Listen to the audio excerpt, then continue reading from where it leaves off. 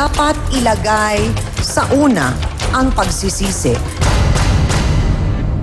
Face to Face, ngayong Huwebes, 10:30 a.m. Dito lang sa TV5.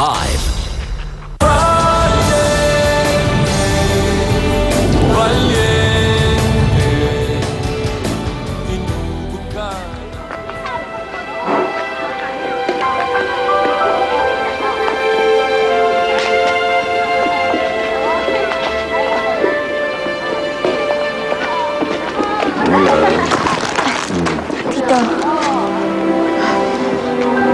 Sa mga panahong ganito na hindi po ay kinatutuwa ang ingay ng mga bata, yon ang panahon na may pinagdaraan akong hindi kaaya-aya. At parang yon ang nakikita ko sa iyo ngayon.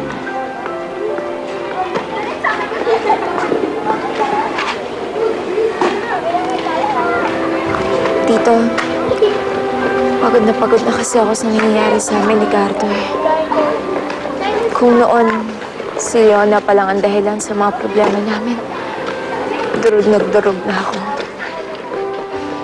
Ngayon pa na may isang inosenteng sanggol na sangkot. Kahit gusto ko magpakaligaya na kasama si Gardo, di pwede. Dahil paulit-ulit akong kinukonsensya ng batang pinagbubuntis ni Leona.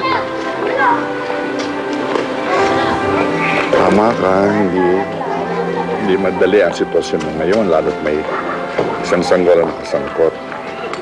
Pero, gaano man kasakit ang lahat, dapat pipiliin mo, Myla, kung ano ang tama sa paningin ng Diyos at hindi lamang sa paningin ng tao. Ha?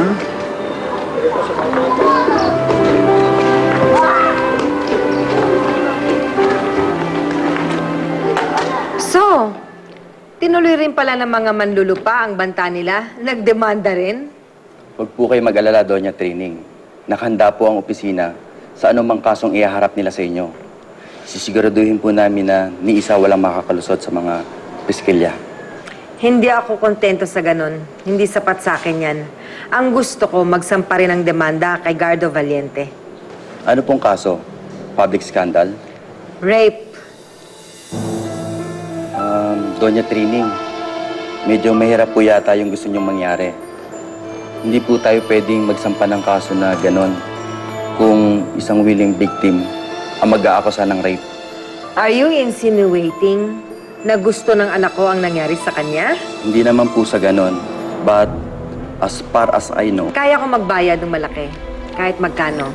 Ayan, down payment, kasama na bonus. Basta't sisiguraduhin mo lang sa akin na mabubulok sa bilangguan si Gardo Valiente. I'm sorry, Doña Trining. Pero hindi ko po may papangako sa inyo ang hinihingi nyo. Hindi ko mga gagarantiya na papansinin tayo ng korte oras na may isampa natin ng kaso laban kay Mr. Valiente. Well then, you're fired. Ayoko sa abogadong hindi ako ipinapanalo. Ang gusto ko sa abogado ko, sasabihan ako na kaya nating ipanalo ito. Kahit si Satanas pang kalaban.